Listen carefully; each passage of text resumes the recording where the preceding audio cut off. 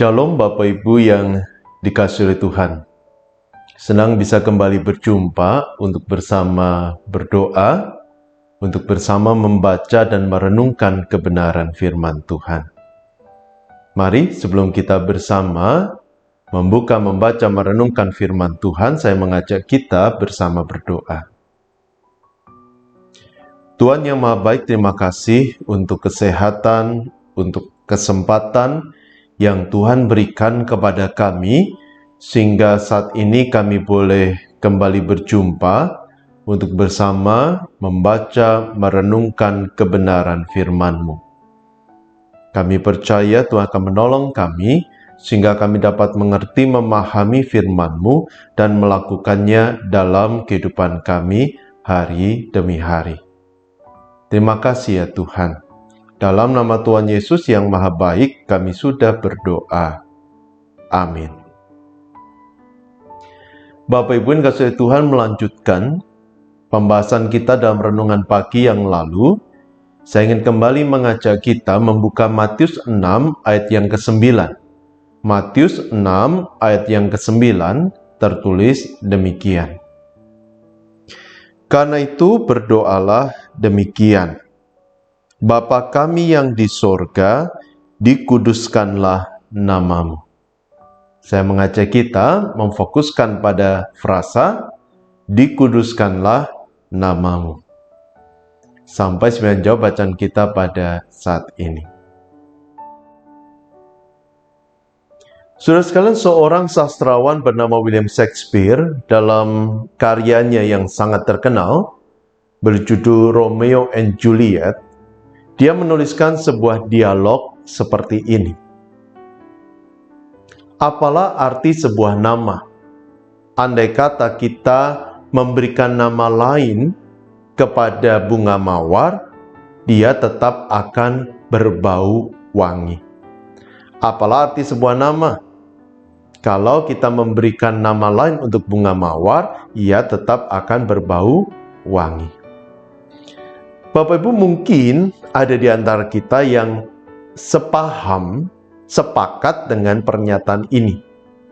Karena kita beranggapan bahwa nama tidak mencerminkan karakter diri seseorang.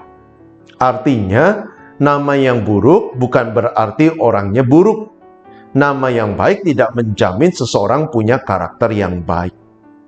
Karena itu, kita berpikir bahwa namanya siapapun, yang penting adalah kualitas pada diri orang itu. Namun mungkin ada di antara kita yang tidak setuju dengan pernyataan ini. Karena kita berkeyakinan bahwa nama adalah representasi dari orang itu. Bukan hanya itu, nama pun merupakan cerminan dari doa dan harapan orang tua kepada sang anak. Karena itu, akhir-akhir ini ada banyak sekali orang tua yang mencari nama untuk anaknya dengan seksama, dengan penuh pertimbangan, bukan hanya untuk anaknya saat ini, tetapi juga di masa depan. Karena mereka pun menyadari bahwa nama itu akan mempengaruhi atau memberi dampak dalam kehidupan anak itu di masa yang akan datang. Contohnya, beberapa waktu yang lalu di media sosial dihebohkan dengan seorang pria yang diberi nama Saiton. Jadi pada kartu identitasnya dia dikenal dengan nama Saiton, setan. Di waktu yang berbeda ada dua orang pria yang diberi nama Tuhan.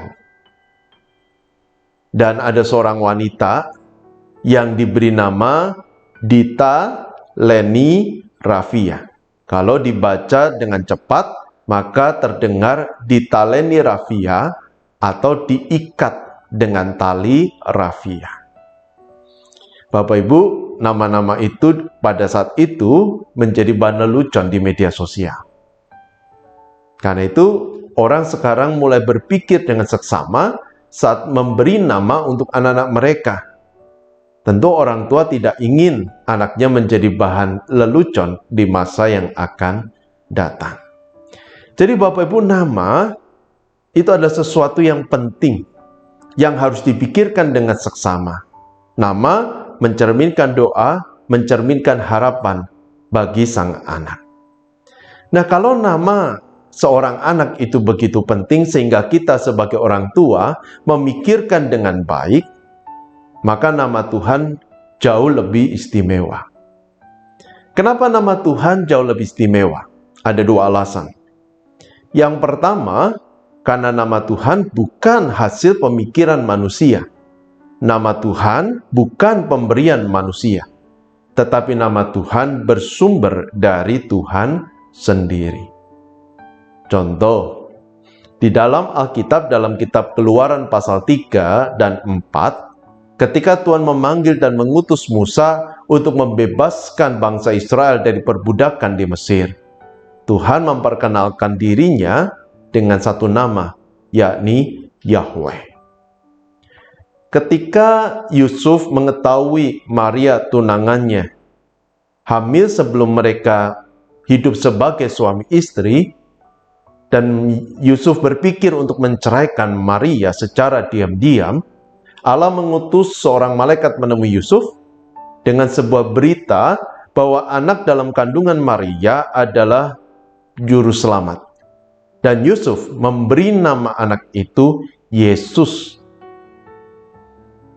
Lalu Allah pun melalui malaikat juga berkata kepada Yusuf bahwa anak itu akan dikenal dengan nama Immanuel, yang berarti Allah beserta kita. Jadi nama Allah bukan hasil pemikiran manusia, bukan hasil pemberian manusia.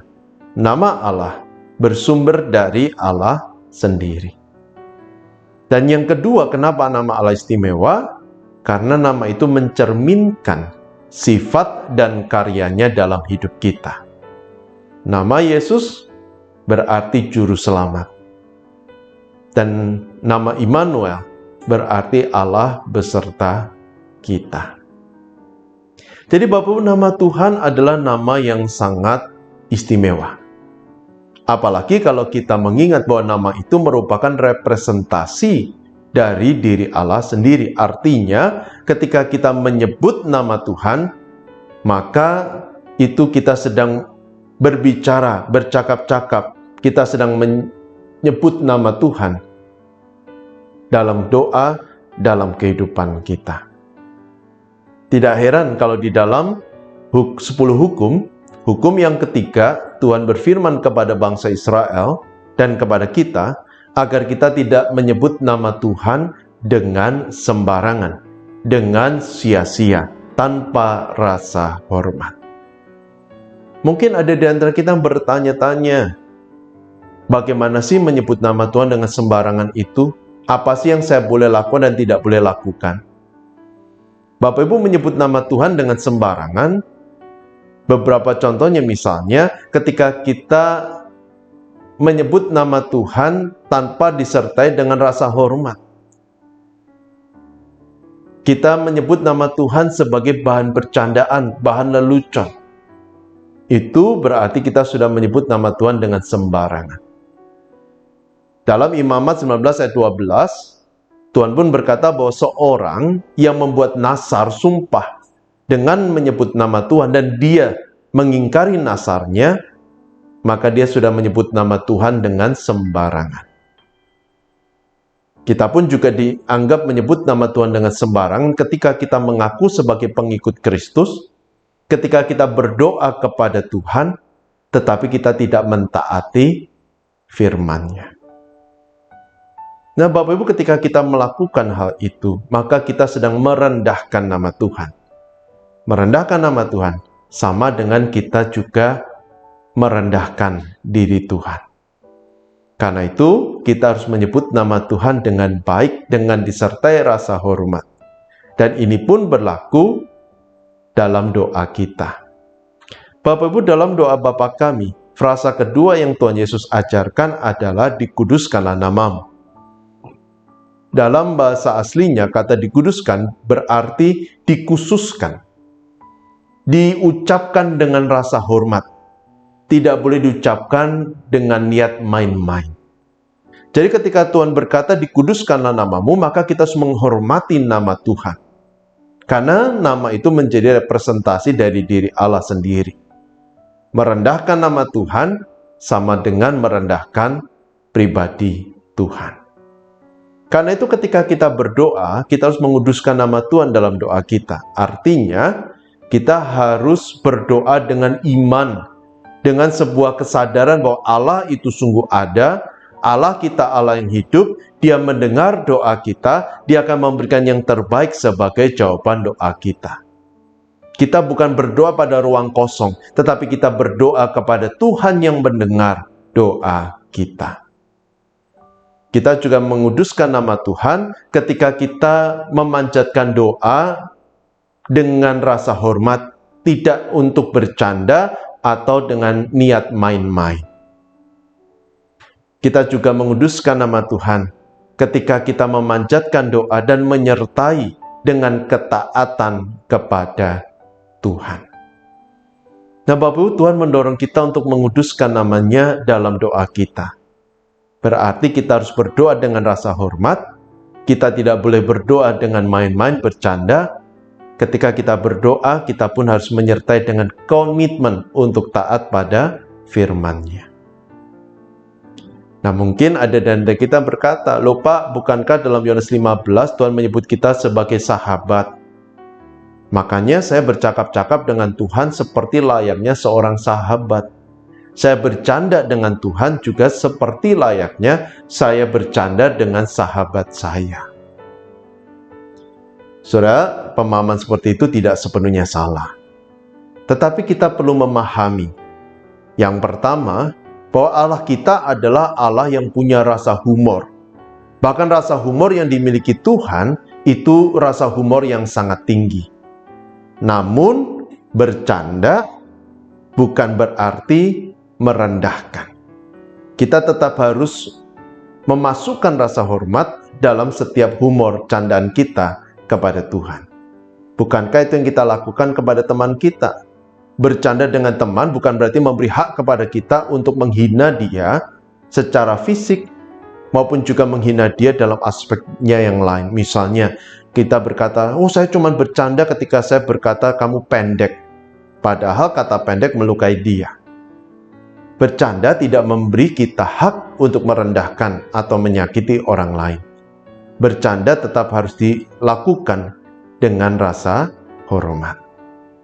Yang kedua, memang Tuhan menyebut kita sebagai sahabat.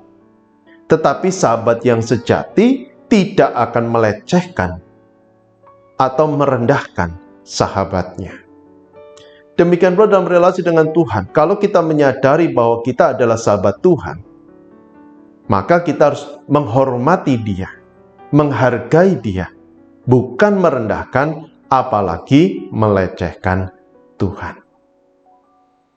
Karena itu, sebagai sahabat, kita tetap harus berdoa dengan penuh rasa hormat, dengan iman, disertai dengan ketaatan kepada Tuhan. Saat itulah kita sudah menguduskan nama Tuhan dalam kehidupan kita. Kini pertanyaannya, apakah selama ini kita sudah menguduskan nama Tuhan dalam doa kita? Apakah kita sudah berdoa dengan penuh rasa hormat kepada Tuhan? Amin. Mari kita bersama berdoa. Tuhan yang Maha Baik, Tuhan yang penuh kasih, kami sungguh bersyukur untuk firman yang boleh kami baca renungkan bersama saat ini. Firman mengingatkan kami bahwa berdoa yang benar adalah berdoa yang dipanjatkan dengan rasa hormat, penghargaan kepada Tuhan. Dilandasi dengan iman, keyakinan bahwa Allah kami adalah Allah yang hidup, yang pasti mendengar setiap doa kami. Biarlah ya Tuhan pemahaman ini mengubah pola doa kami. Kami tidak berdoa dengan bercanda, tapi kami berdoa dengan segenap hati kami kepada Tuhan. Tuhan yang tolong dan pimpin kami semua. Dan menyerahkan kehidupan kami masing-masing, pekerjaan usaha kami, studi kami, keluarga kami, Allah yang berkati. Kami juga berdoa Tuhan untuk saudara kami yang sakit, berkenan Tuhan yang menjamah, memulihkan. Kami berdoa juga untuk diri kami, Tuhan berikan kepada kami kesehatan, agar kami boleh giat berkarya untuk kemuliaan nama Tuhan. Menyerahkan juga untuk GKI Kutisari Indah, gereja milik Tuhan, yang telah Tuhan dirikan dan kami menjadi bagian di dalamnya. Tuhan berkati gereja ini supaya kami boleh bertumbuh bersama dan giat berkarya untuk kemuliaan nama Tuhan. Berkati juga kota Surabaya, berkati bangsa dan negara Indonesia. Kami percaya Allah berkasih karunia akan menolong Indonesia melalui masa pandemi ini. Bahkan kami boleh menjadi bangsa yang besar, bangsa yang sejahtera, bangsa yang memuliakan nama Tuhan. Dan bila kami umat-Mu yang Kau tempatkan di Indonesia, boleh menjalankan tugas peran kami dengan sebaik mungkin, berkarya bagi kesejahteraan bangsa Indonesia. Terima kasih ya Tuhan. Kami percaya Kau telah mendengar setiap doa kami, yang terbaik Tuhan akan berikan. Karena setiap doa dan permohonan ini, kami panjatkan hanya di dalam nama Tuhan Yesus Kristus. Dan hamba-Mu saat ini memohon, Bapa ulurkan tangan kasih-Mu dan curahkanlah berkat-Mu. Bapak Ibu yang dikasihi Tuhan, Allah Maha Pemurah, Maha Pengasih, Maha Penyayang. Dia mengasihi engkau, Dia akan memberikan berkat-Nya dalam kehidupanmu dari sekarang sampai selama-lamanya. Amin. Tetap sehat, tetap semangat, Tuhan memberkati. Sampai berjumpa dalam renungan pagi berikutnya.